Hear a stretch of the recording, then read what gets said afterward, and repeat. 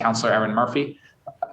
And then I will speak to who is here with us for this hearing. But I want to start by giving Council President Flynn the floor, and then Councilor Murphy, you can jump in as soon as he's done.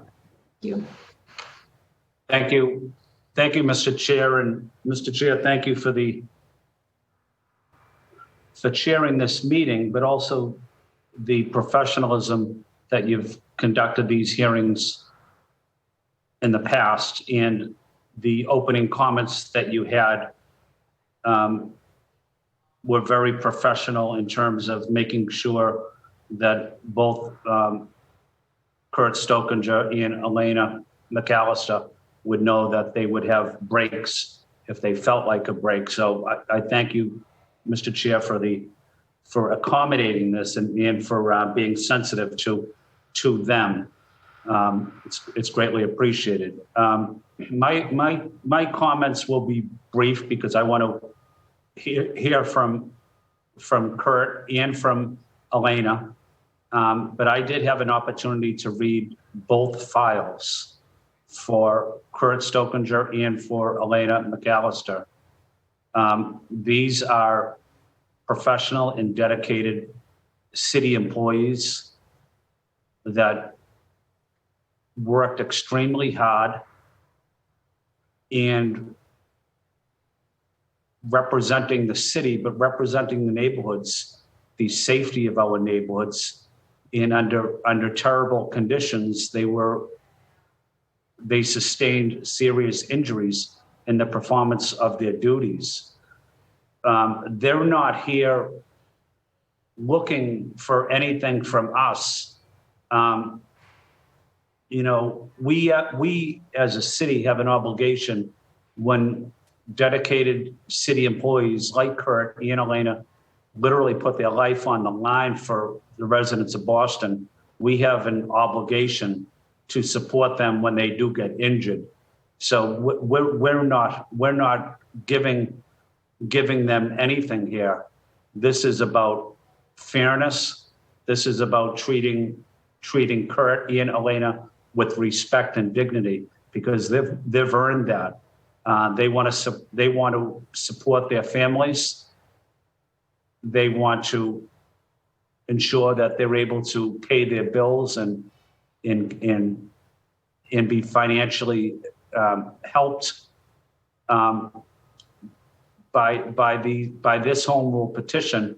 But again, I want to say thank you to them for putting your life really on the line for the residents of Boston, in whether it's the Boston Police Department, whether it's the Boston Fire Department, or if it's the emergency medical services. Those are real unsung heroes in the city as far as I'm concerned.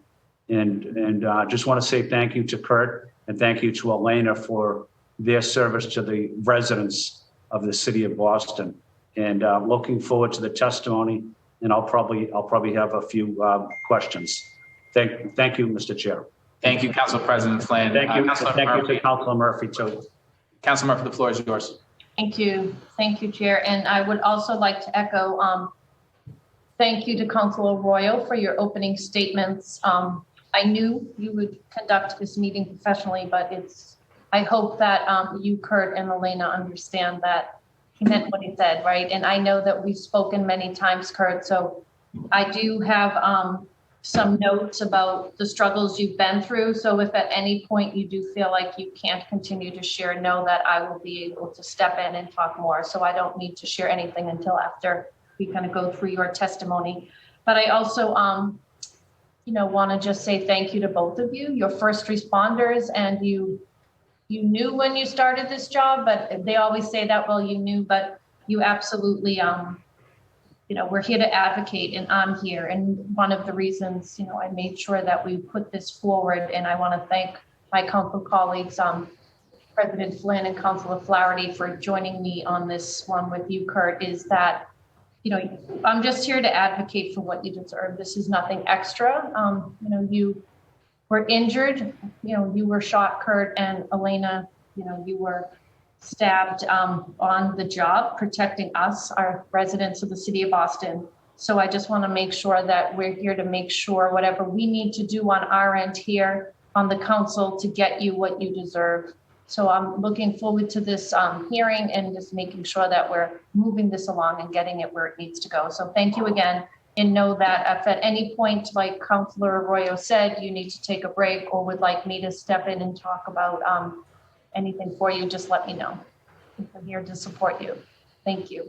Thank you both. And I just want to, again, we're going to do this in separate order. Normally we begin with the administration, but I want to make sure we're respectful of the time that we've been provided by the folks who have been impacted and harmed in their service to the city, and give them the opportunity to actually lead this off. And so I just want to note who's here and give their representation an opportunity to open before we go in order. And just so that folks are aware, we're going to start with Kurt Stokinger and then go to Elaina McAlister. But we are joined by Matthew Anderson, who is the president of the Boston Emergency Medical Services, Boston Police Patrolmen's Association branch, and Larry Calderon, who is the president of the Boston Police Patrolmen's Association. And we are also joined off camera by Jamie Keneally, who is the legislative director for the Boston Police Patrolmen's Association and is attending. And I want to give union leadership an opportunity to speak and give an opening if they see so fit here before we go to the testimony from Kurt Stokinger and followed by Elaina McAlister. So if there is an opening statement or any statement that you would like to make, President Calderon or President Anderson, we're going to go ahead and start. I see you are together, it seems. Perfect. And so let's go ahead and go to you. You can make your statements in whichever order you see fit in the room. Thank you, Mr. Chairman. We appreciate that. First off, let me say hi to Kurt Stokinger and family. Elaina McAlister, hello as well. Council, thank you very much for giving us the opportunity to say something on behalf of our members. I'm actually going to defer to Matt first, as I'm stealing his computer, and let him do his representation, and then I'll come on and say a few words for Kurt, if that's okay, and then go right to whatever you have up next, Mr. Chairman. I appreciate that. Entirely fine.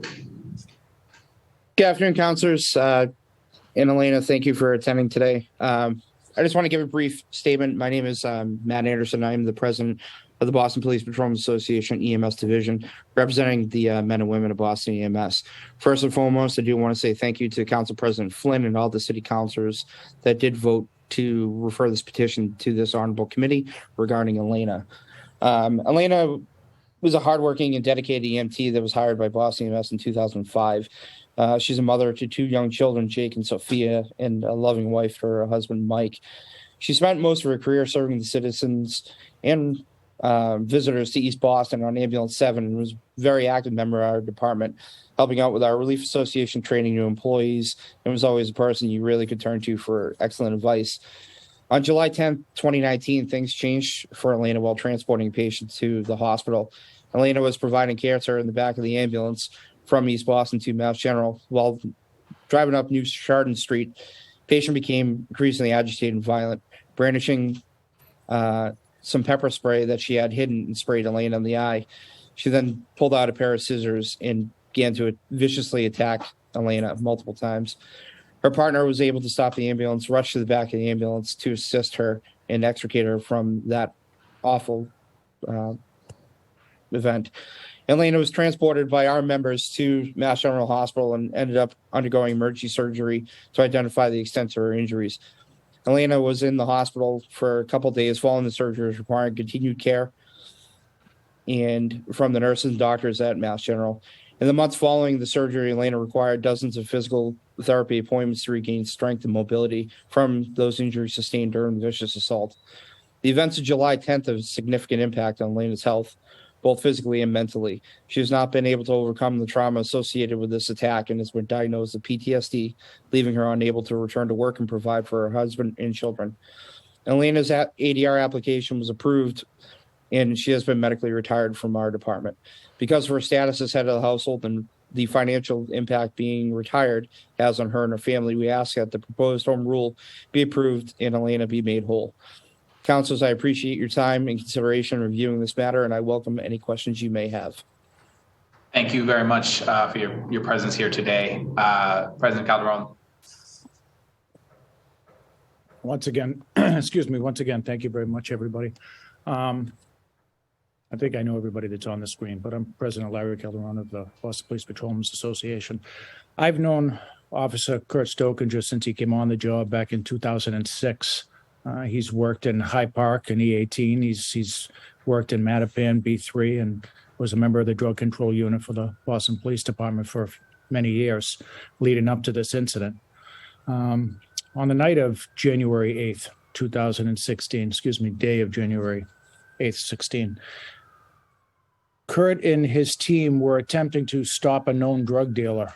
And upon stopping that car, the suspect exited the vehicle and without any warning began charging Officer Stokinger.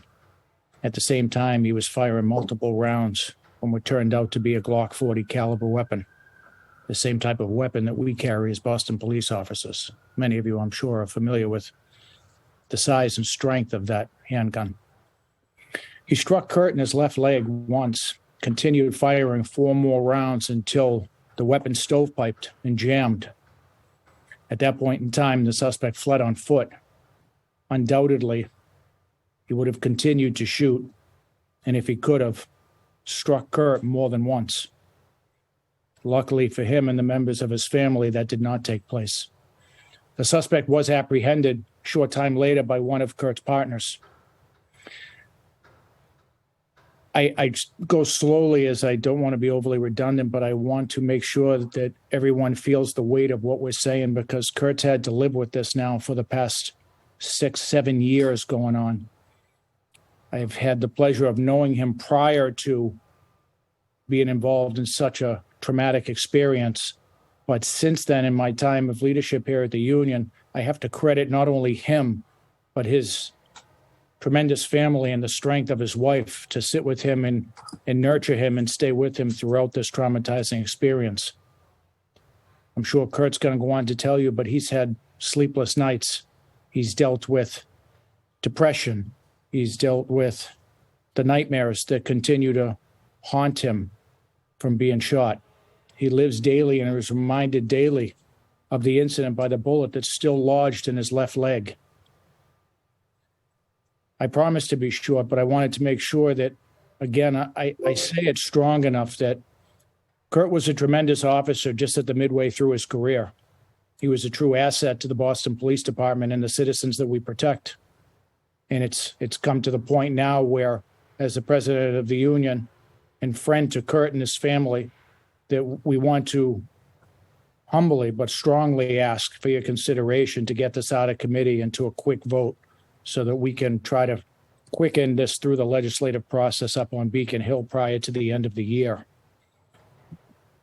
It's an experience that no Boston police officer should have to endure, but Kurt has done it with strength and dignity, and we hope that you will reward him and EMT Elaina McAlister as well.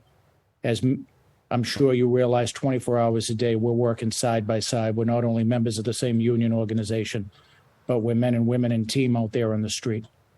So I say thank you for the opportunity to be heard. Kurt, stay strong, hug your family, and stay close. Council, thank you very much. Thank you both for your comments. And I want to give Mr. Stokinger the ability to share his story in whatever depth. And I want to be clear about this, legitimately, however long you want to share your story, what you want to share, whether you need to take a recess or a break, we are happy to accommodate that. And I want to let you know from the foresight here, you should not feel on trial. You are not on trial. What we are seeking really is your bio, so that people in the city of Boston who are watching this hearing understand who you are, what you represent, what happened to you, and sort of the impact of what happened to you on your life. And that is it. And so however much of that you would like to delve into, and how little of that in order to protect what you want to protect in terms of your own feelings and emotions, you are happy to share or not share. And so with that, I'm going to give you as much time uninterrupted as you need to speak. And all I ask is that when you feel like you have finished, that you just let me know so that we're not interrupting your testimony. And so the floor is now yours. And until you let me know that it is back in my court, you are free to share what you feel is appropriate for you to share. And all we are seeking is anything that you believe will help further this petition. Thank you, Councilor Arroyo. I appreciate that, and I appreciate you speaking with me this morning. I just want to, before I get started, thank the sponsors of my bill, Councilors Flynn, Flaherty, and Councilor Murphy, who's been wonderful. My union, Chief Long, former Councilor Sabi George, who met with us years ago on this issue and never stopped checking in. And David from Councilor Murphy's office, who's probably taken a dozen calls from me for the last couple of days. He's absolutely wonderful, and Councilor Murphy should be happy to have him. So I don't want to spend too much time going over some of the things that have already been said, but in January of 2016, I was assigned to the drug control unit, detailed to B3 Mattapan, and we were investigating a known gentleman who was at the time was on parole for gun and drug charges, and that morning we began to follow him in the Washington Street area and Erie Street area, up into a quiet neighborhood on Rossiter Street and Mount Bowden Terrace. He immediately began to evade, driving in an erratic manner, taking multiple turns. It was pretty apparent to us at that morning that he had identified us as Boston police officers, even though we were in plainclothes and unmarked vehicles. He pulled over pretty abruptly on Mount Bowden Terrace, and the decision was made to approach the gentleman. I was the first officer to pull up behind him and got out of my vehicle.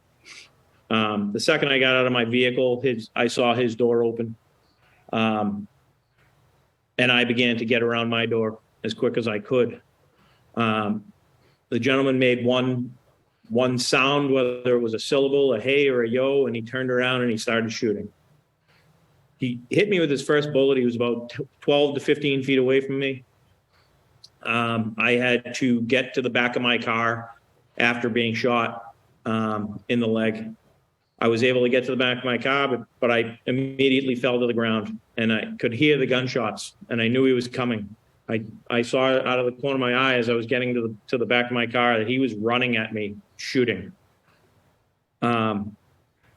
As he ran by me, the gun was pointed directly at me. I was laying at his feet as he ran by, and I didn't know at the time, but the gun had jammed. I returned fire until he turned right and ran down the hill, and he was out of sight. At that time, I had to identify who I was on the radio while being shot, holding my leg, and where I was. I looked down at my leg, and I was bleeding pretty badly to the point where my whole pant leg was covered in blood already, and I could see the blood coming through my pant leg. At that time, all I could think about was getting to my car door so I could get my phone, because I didn't want my wife to hear from anybody else besides me. The last thing I wanted was someone to call my wife to tell her I was shot. I wanted that to come from me. I wanted her to know I was going to be okay. I made my way. I dragged myself to the door of the car. I got my phone out of my driver's side, and I sat back down on the curb, and I knew I was bleeding really bad, and I took my belt off. I used my belt as a tourniquet until the first responding officer, thankfully, was a new officer and had just been trained in the tourniquets. I hadn't even been trained as a veteran officer. I hadn't been trained yet, and this new officer was carrying a tourniquet on him. Thankfully, he put a real tourniquet on my leg, and the blood stopped almost immediately. At that point, I was rushed to Boston Medical Center, and the decision was made to leave the bullet inside my leg. So to this day, I'm carrying a bullet that this gentleman put inside me, and that usually starts my day. That I wake up and I think I get this foreign object I have to carry around every day with me. It's created a large amount of mental health and family stress issues that really only my wife and my children see on a daily basis. I have constant nightmares. I have serious anxiety, paranoia, and depression. And the hardest thing for me is, you constantly get asked, how you doing? How's things going? And the general statement is, oh, I'm okay. I'm doing good. Oh, I'm doing well. Kids are good. There are days I want to tell everybody I'm not okay. I just spent the night curled up in a ball with nightmares, and, the depression and the anxiety, and it's almost unbearable at times. I consider myself a gun violence victim with mental health issues. I was shot working for the city of Boston. I was the primary breadwinner for my family. And it's been hard. I was a constant 72-hour-a-week person. I was in court in the morning, went straight to work, and worked all night long. It's made it, in the last 6 years, we haven't been able to save for our kids' futures, for our futures. Retiring brought me down to 20% less than I was making, which, quite frankly, isn't enough to pay my bills. I was eligible for promotion to sergeant, and because I was in the retirement process, they weren't able to provide me with that promotion. Almost 40 people were promoted from tied in my grade. I was not. So I gave up a 24% raise because I could not go back to work. With the anxiety and the paranoia, I have trouble making long-term plans. I have trouble making split-second decisions. It would be impossible for me to make a split-second decision during police work. All this, and I love my job. It took me a long time to decide to retire because I really, really wanted to go back. I wanted to get better. I get to the point where I knew I could no longer do it. I couldn't make long-term decisions. I couldn't be there for other officers. If I wasn't able to keep myself safe, how could I keep other officers safe? How could I keep the city of Boston safe?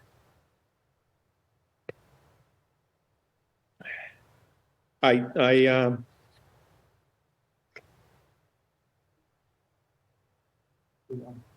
you.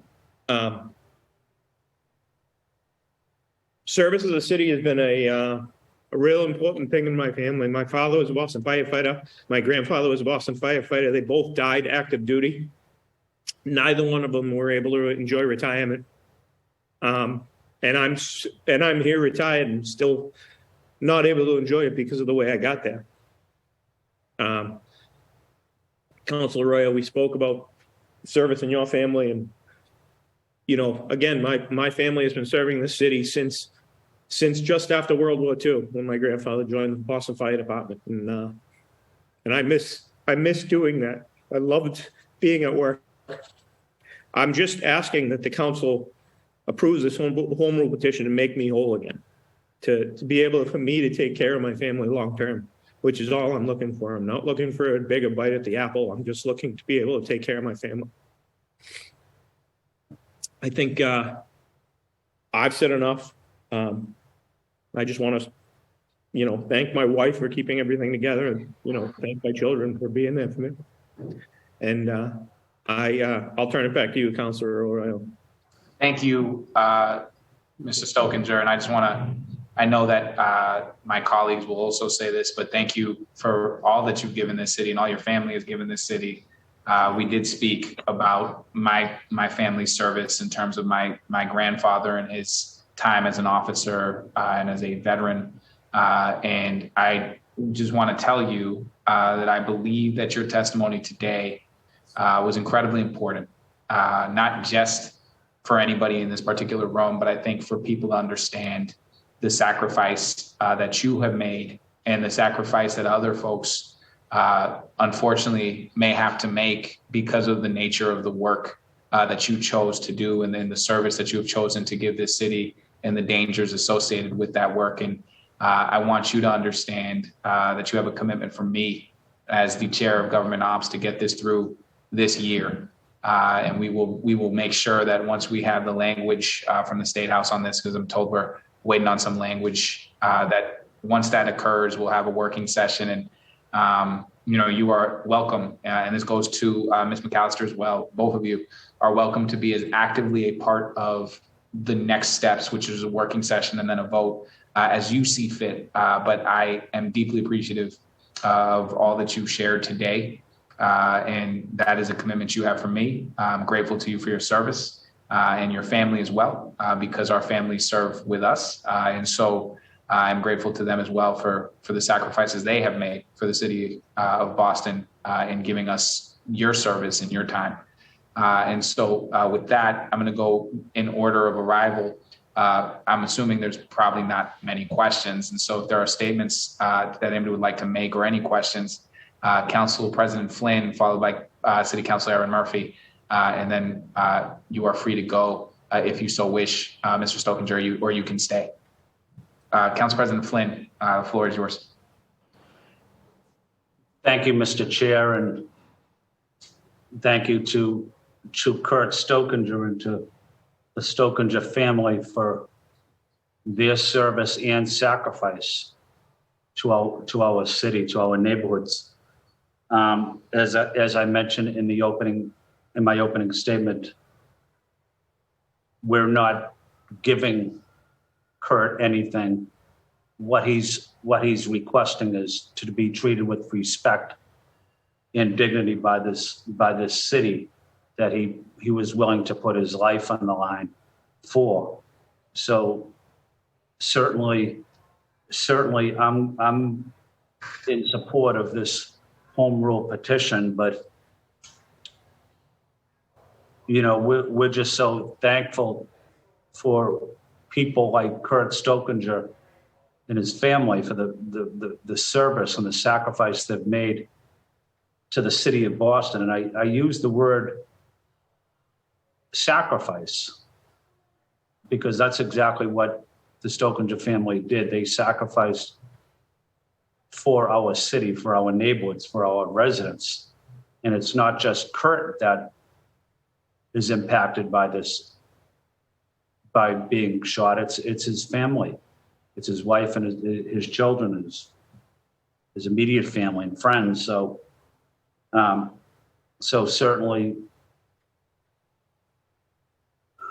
we will do whatever we can to make sure that Kurt and the Stokinger family are treated with respect. And that would mean making sure that this is approved here at the city council, and then doing whatever we can as well up at the State House to be as helpful in the process.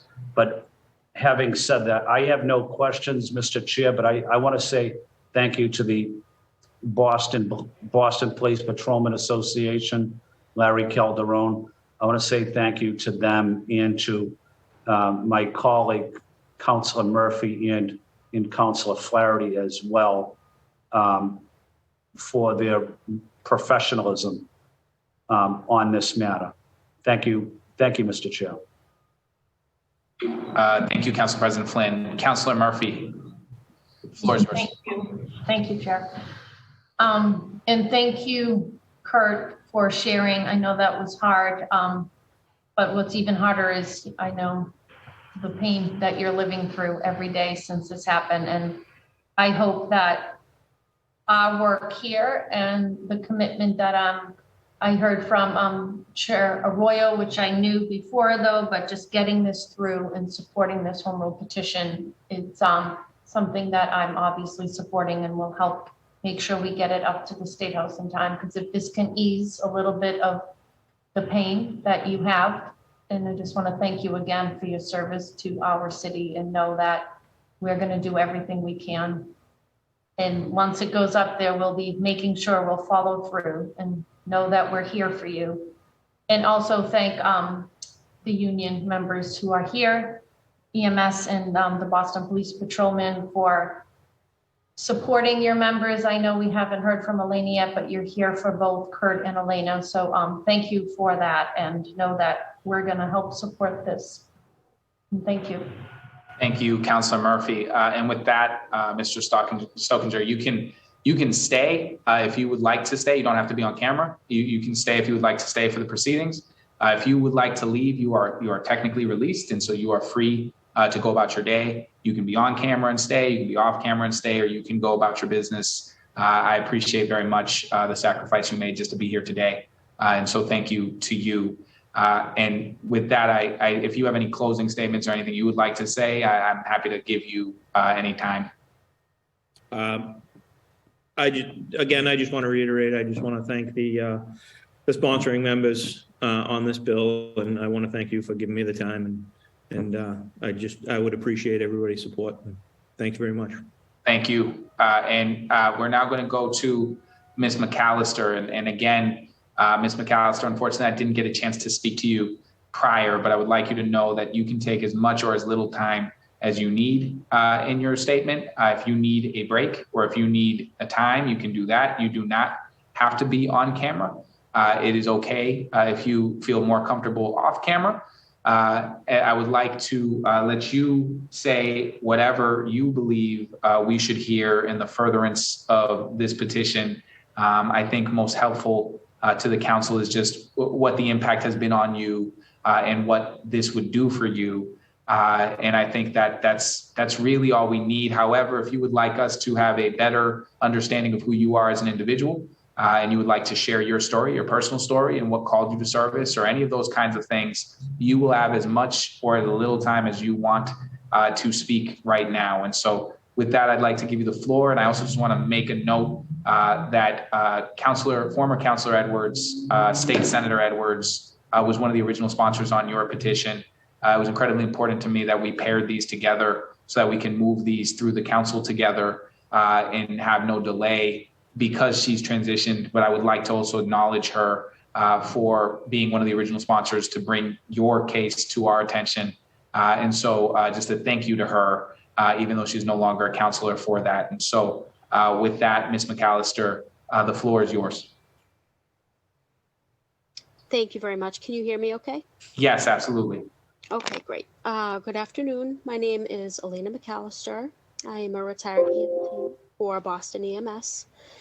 I'd like to thank everybody for the chance to speak today, and thank you to Senator Edwards and President Flynn for sponsoring my bill, and everybody else who backed it. Thank you to the BPPA EMS division. This is hard, sorry. I remember when I realized what I wanted to do for the rest of my life. I was 17 years old, working in my parents' restaurant, the old Ruth and Leo's in South Boston. In walked a bunch of Boston EMS cadets. I was in awe listening to their stories as I was making their lunch, all while thinking to myself, hey, I can do that. My mother asked them how to become an EMT, and they gave us Captain Skarna's phone number. I took his class and earned my EMT certification in March of 2003 and began the Boston EMS Academy in May 2005. It was extremely challenging, but it provided me with a foundation I used throughout my career. In October of 2005, I earned my badge, and to say my family and I were proud is an understatement. I began my career assigned in A13 in Jamaica Plain. I moved on to East Boston for a while until I was assigned to dispatch operations during my 2 pregnancies. There I became certified as a 911 call taker and dispatcher. After caring for my 2 children, I returned home to Ambulance 7 in East Boston for the duration of my career. Along the way, I've been able to share my love and passion for EMS by teaching the Boston EMS EMT course that I once went through. I served as a field training officer. I mentored new employees, and finally, I certified as a lifeguard so I could work on the harbor unit. On July 10th, 2019, my life changed in an instant. What started as a routine transport left me fighting for my life. What began as a conversation suddenly turned into being sprayed with pepper spray directly in my face, enough to knock my glasses off and temporarily blind me. The first stab I felt was in my left thigh. It was an arterial bleed with significant bleeding, but I was lucky it wasn't my femoral. The second stab was in the left side of my chest, near my heart. I sustained additional wounds to both my lower legs, trying to kick away her knife, not scissors, as I fought for my life. During those few minutes, I have never prayed so hard in my life. I kept thinking about my 2 children. I was transported by ambulance to receive emergency surgery at MGH, where doctors said a 10-degree difference to the stab wound in my chest would have hit my heart.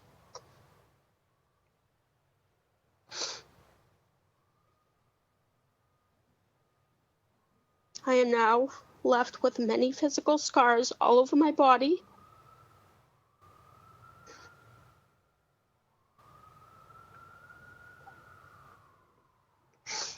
I walk with a limp.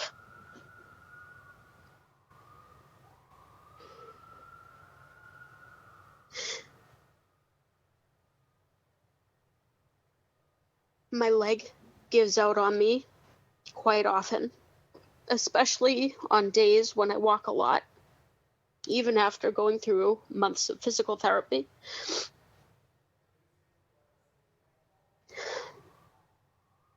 I've had to find a new normal way to do a lot of things, even like walking up the stairs, picking up my children, and even carrying a laundry basket. My battle with PTSD has been a roller coaster, dealing with anxiousness, constant states of vigilance, concern for my safety and safety of my family. Most nights I cannot turn my brain off. I can't remember the last time I've gotten a full night's sleep. There are days that I don't even feel safe to leave my house. It's been just about 3 years, and it's still a struggle to put a smile on my face on the hard days. I loved wearing my uniform. It brought an immense amount of pride to my family and I. I wholeheartedly loved my job, caring for the sick and injured. Every day, I was happy to go into work to help people, work alongside my partners who were truly a second family. When I was in the academy, Captain Skarna taught us to treat everyone like you would want your family member to be treated. And I can proudly say I did that throughout my entire career. Thank you for the opportunity to testify. Thank you, Ms. McAlister, and thank you for your bravery and your service. I'm deeply grateful to you. Just like with Mr. Stokinger, I'm going to allow Council President Flynn and Councilor Murphy to speak. And then you are free to engage with this process from here on out as much or as little as you are comfortable with. We will have a future working session because that is required.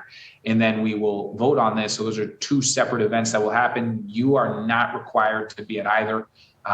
And so from here on out, I just want to say thank you to you for your service. I am actually familiar with your incident. I remember the coverage, and so I'm grateful to you being here today with us, and same commitment that I made to Mr. Stokinger, I'm making to you.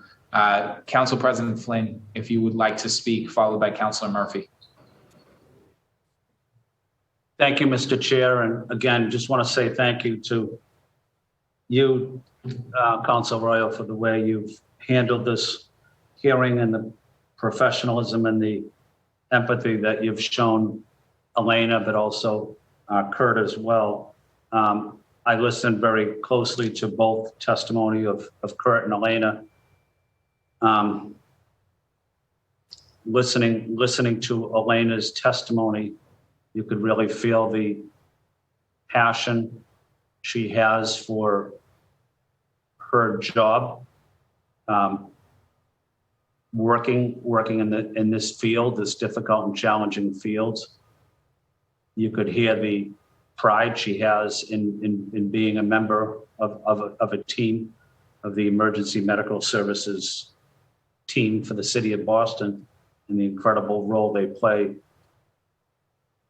in helping people. And listening to her talk about, her instructor at the academy saying, you want to treat every patient as if it were your own family member. And so that resonated with me. And I just want to say to Elaina, first, I want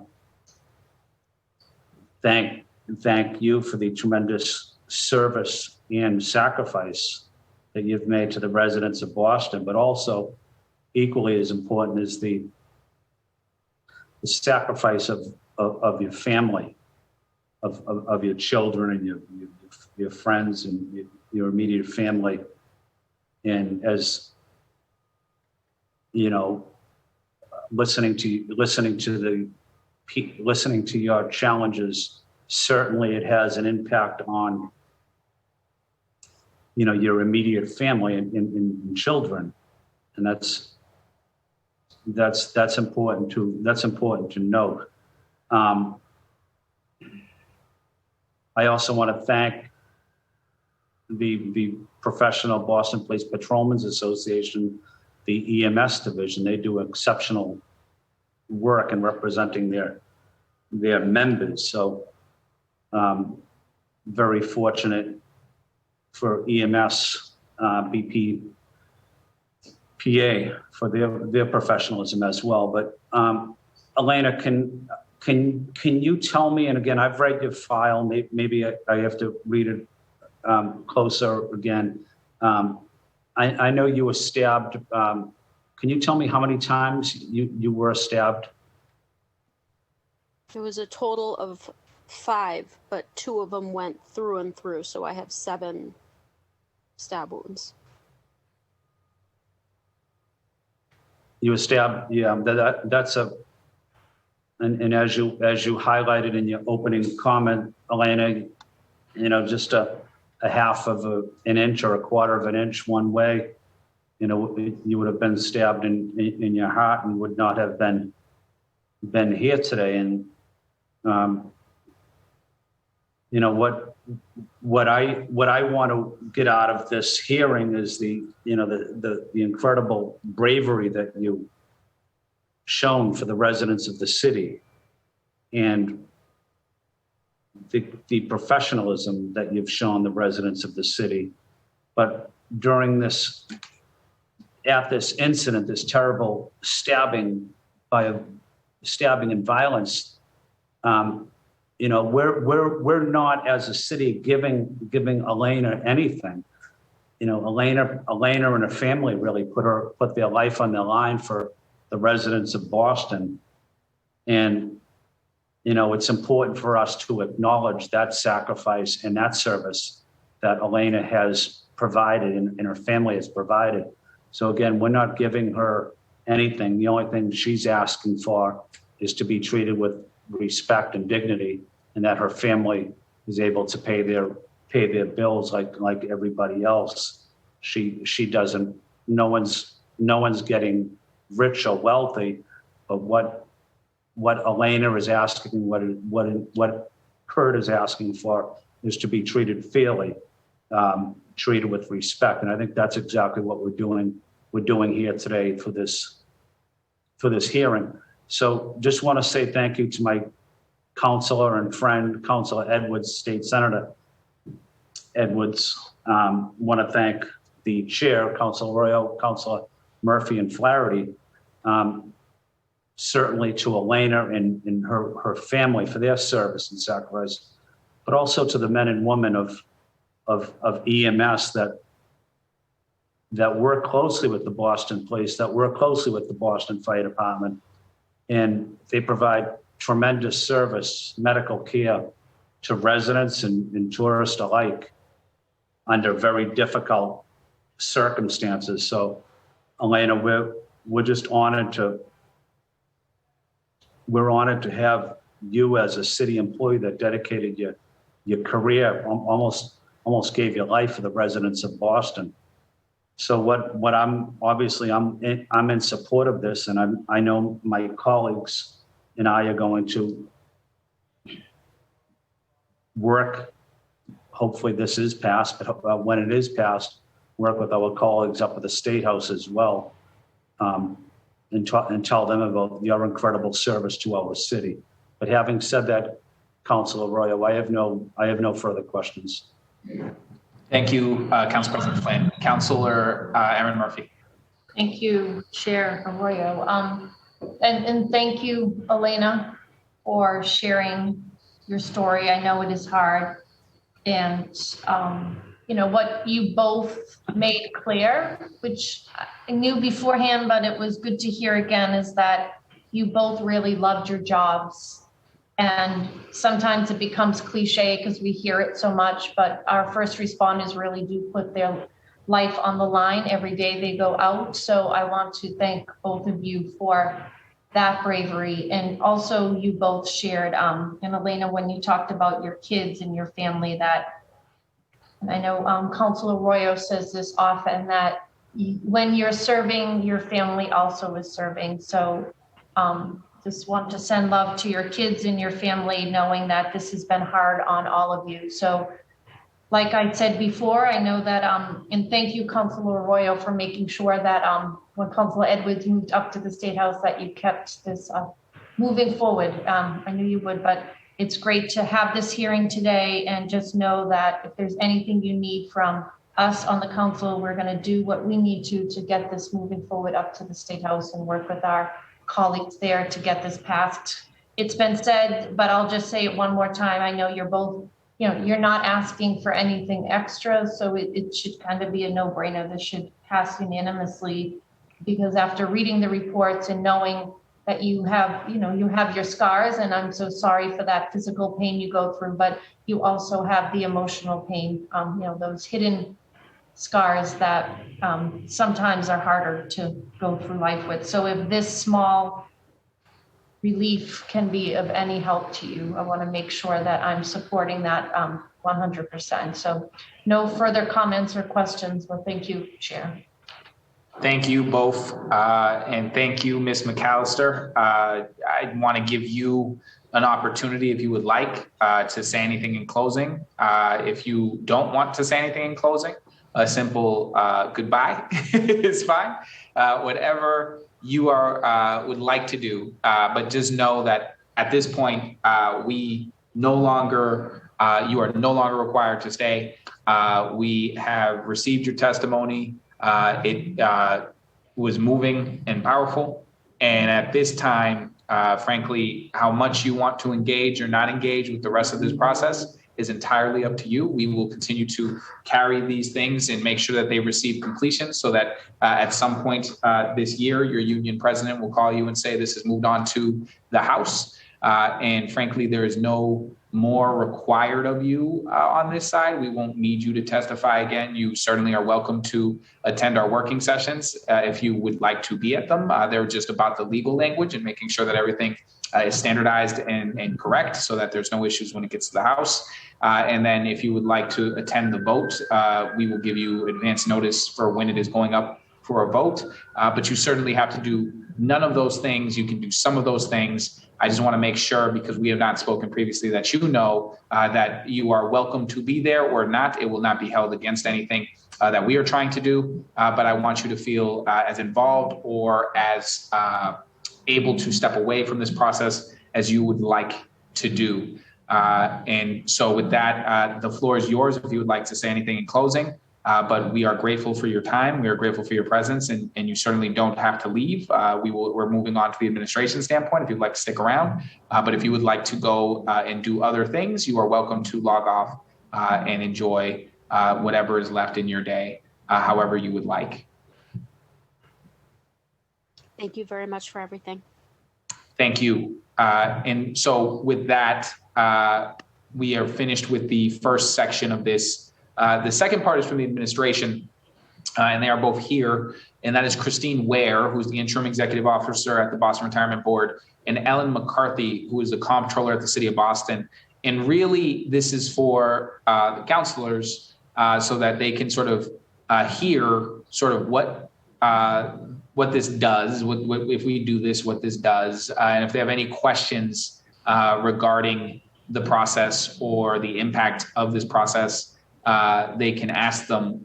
There are only 3 counselors on currently, myself, Counselor Erin Murphy, and Council President Flynn. And so I'm going to give Christina Ware and Ellen McCarthy, if you have any opening statements or anything you would like to say, the floor is yours.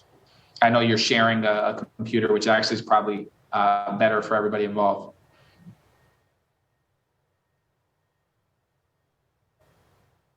Does anybody have any questions? This is Christine, and Ellen McCarthy is here as well.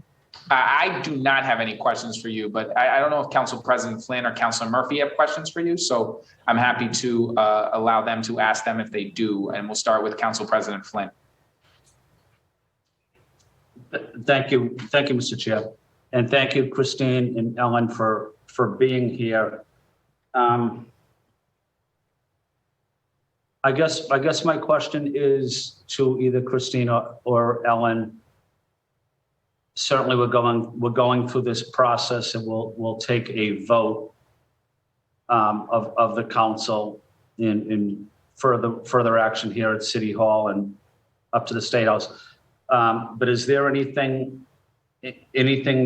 issues that you envision that could have an impact on this being approved, ultimately approved?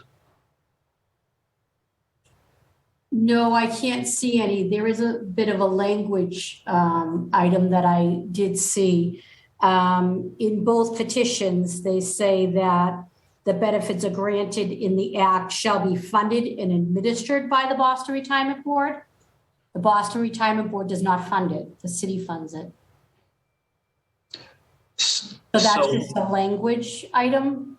I don't think there will be any problem. I just wanted to highlight what we reviewed and what we have seen. The other item is the 91A earning limitation. That's statute. So again, legislative, it may be passed, but that is Chapter 32 statute regulations on the 91A. Okay. Okay. Yeah, just a quick follow-up question. So that language that you mentioned that we would have to deal with, we could deal with that in the working session. Is correct? Correct. Correct. Yeah. Yep. Okay. Yep. Okay. And then the only other, I guess, highlight would be regarding McAlister's. I know it says that the allowance for medical indemnity for police and fire personnel, Chapter 100 pertains to police and fire only. So from a financial standpoint, it's actually General Chapter 41, Section 100. So that's just, again, a highlight for your working session. Okay. So we would need to address that. Correct. Those are the only items that I saw. Correct. Exactly. Okay. And when we do have the working session, would both of you or one of you be available just so we can be sure that we have the right language added? Yes, as long as we have enough notice. Could you say that again? As long as we have enough notice. Okay, excellent. Well, thank you, Christine, and thank you, Ellen, for your work and for your professionalism to this issue. Councilor Arroyo, I have no further questions. Thank you. And Councilor Murphy, I'd like to let you, if you have any questions or not. Yep, thank you, Councilor Arroyo. And same as Councilor Flynn, President Flynn, and thank you, Christine and Ellen, for being here. And I know we talked with Christine O'Donnell, our attorney here on the council, to make sure that the language is consistent. So I know Chair Arroyo, we can connect before the working session, because there were a few things that Christine O'Donnell, not Ware, had flagged for us to make sure that our wording is consistent with, that they're both consistent. So there's just a few things we want to make sure Christine has already flagged for us, and we'll make sure for the retirement board, we do that in a timely fashion so that we can make sure everything is ready to go. So no questions, just reiterating that we'll make sure the language is there so there's no holdup. Excellent. Thank you. Thank you, Councilor Murphy and Council President Flynn. I do have one quick question, just so that we're clear.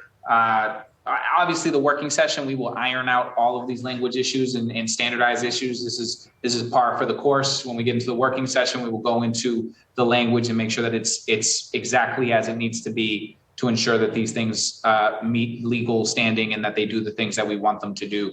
But I have one question, which is the one for Ms. McAlister cites the wrong, I think, statute or city code or whatever it is citing. However, there is a separate site for EMS, correct? It's not that Ms. McAlister isn't capable of receiving this service from the city council. It's actually just that there needs to be a separate site. Is that what I heard? Well, the retirement board wouldn't handle that, to put it in simple terms. Okay. We don't administer it. So it would have to go through a separate avenue. Correct, because under statute for police and fire, we do. Understood. And are you aware today, or is this something we can try and figure out exactly who is in charge of administering that? I think it may be workers' comp. I'm not sure.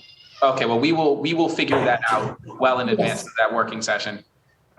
Thank you for flagging that so that we can take care of that. Yes. And all of that is fixable, so we will make sure to fix it. And thank you both for your time. I have no questions. I just want to say thank you for waiting. I see Councilor President Flynn has his hand up. So if you have any questions, otherwise we're going to go straight to closings. Yeah, thank you, Councilor Arroyo.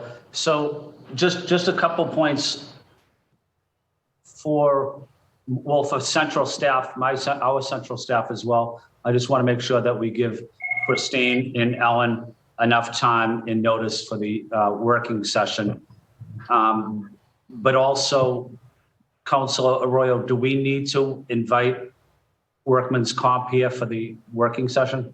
It sounds like it. And so that's what we will do. We will make sure everybody has notice for that working session so that the appropriate folks are there to ask questions or to sort of answer questions and to make sure that our legal language is as tight as it needs to be. I think I'm also going to reach out to Corporation Counsel to ensure that there's nothing that they flag that might be an issue. And also want to thank Christine O'Donnell for going through it and already sort of pre-flagging places where we can make improvements or address language. And so all of those things will happen. We will make sure that workers' comp is invited to this. Thank you, Councilor Arroyo. I have no further questions. Thank you, Council President Flynn. And I do see that one of our union presidents, because you're sharing a computer, have your hand up. The floor is yours if you either want to add a clarification or make a statement. Yeah, Mr. Chairman, we can have Attorney Decker here at the BPA reach out to your office and you directly. He can help out in that matter. He'll get you information and give you the right direction as well. Thank you. And obviously, union representatives, whether it's you as the president or if you have somebody who you would like to have at these working sessions, including your legal, we will make sure that they are also invited and at the table when we are putting the language in here and making sure that everything is the way it needs to be, so that we can get this done.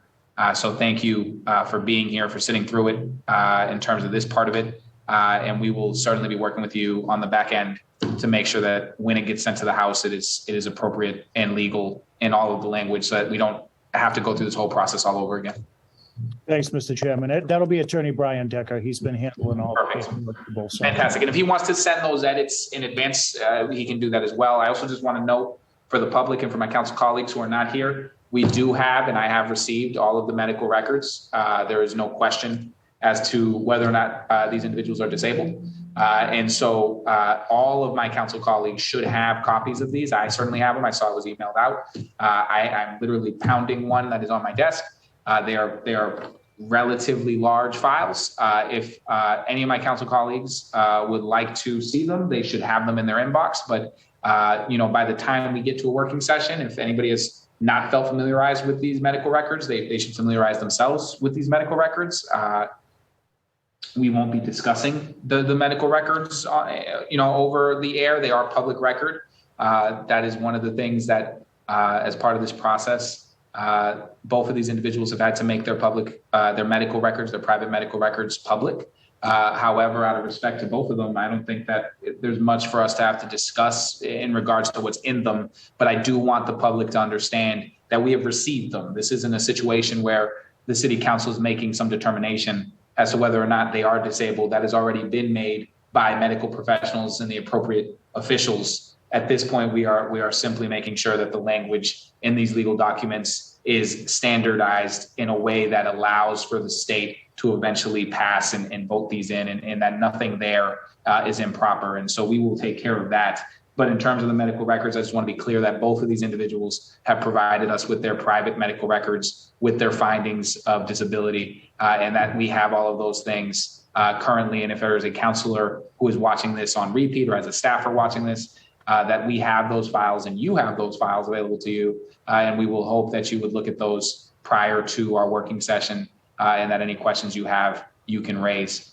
And so I just want to give folks the ability to make closing statements. I want to again thank Mr. Stokinger and Ms. McAlister for your service. This is certainly not a gift. This is not something that we are just granting you. You have, this is what you deserve, frankly, for the service that you have given. And we will make sure that we do what is appropriate on our end to ensure that this reaches the floor in the way that it should. I want to give, again, in order of appearance, Council President Flynn and Councilor Murphy the ability to give closing statements. And then I have essentially just given my closing statement. So when Councilor Murphy is done, we can close it out. I don't know if we do have two council union presidents who have sat through this entire hearing. And so if you would like to make a statement, I'm happy to also give you an opportunity, if either one of you would like to say anything at all, to do so. You do not have to take me up on that, but if you would like to say that, I'm happy to give you an opportunity right now to make a statement. Counselor, for Matt and I both, we're very thankful. No need to do anything further. We appreciate the time. Thank you, and we will be in touch. This will be moving. Council President Flynn, the floor is yours, and then Councilor Murphy, the floor is yours, and then we will adjourn.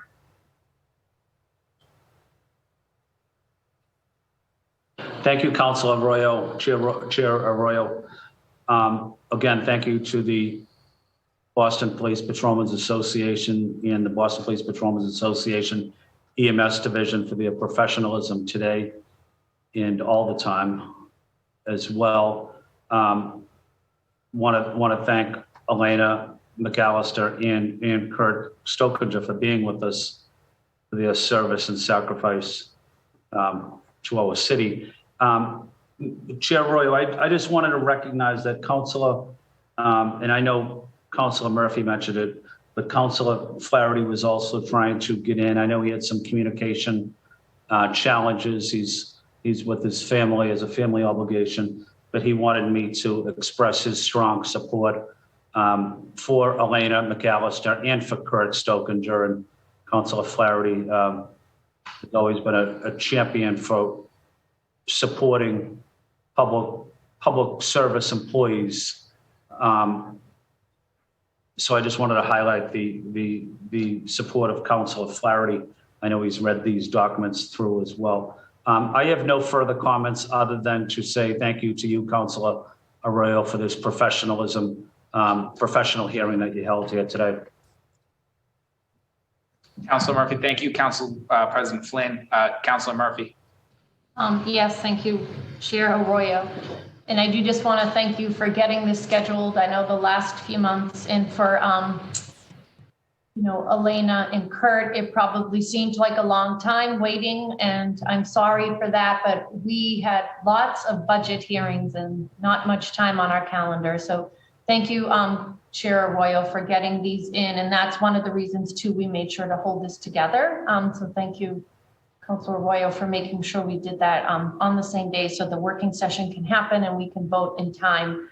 And just also want to shout out Christine Ware. I know you just recently stepped into this new position and on a short notice showed up and helped my office make sure supporting Kurt with the correct paperwork and questions to several answers to several questions I had. So I just wanted to thank you for that.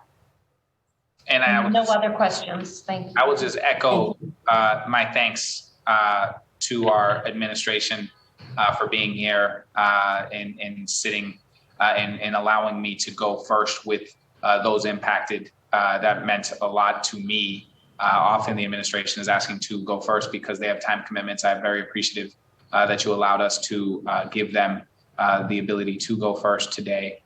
So thank you for that. I also want to thank both Council President Flynn, Councilor Murphy, Councilor Flaherty, and former Councilor Edwards for bringing these forward and making sure that we do right by these individuals. And thank you again to all of you. We will have a working session on this and we will move them together. So both of these will move through a working session together and they will move to a vote together. I think that is what is appropriate, making sure we get this through as quickly as possible. And so those are the next steps. Thank you all. If there are red line edits that you would like to send in advance, which I saw Christine O'Donnell flag for us, if the unions have any edits where they think they can be helpful to the things that were raised today, they would like to send that to us, please do. And we will make sure that all of that stuff is ready to go to ensure that our working session is both productive and efficient. And so we will do those things. So thank you all. I am adjourning now so that we can move on with this process. So thank you, everybody, for your time. Thank you. Bye, everyone.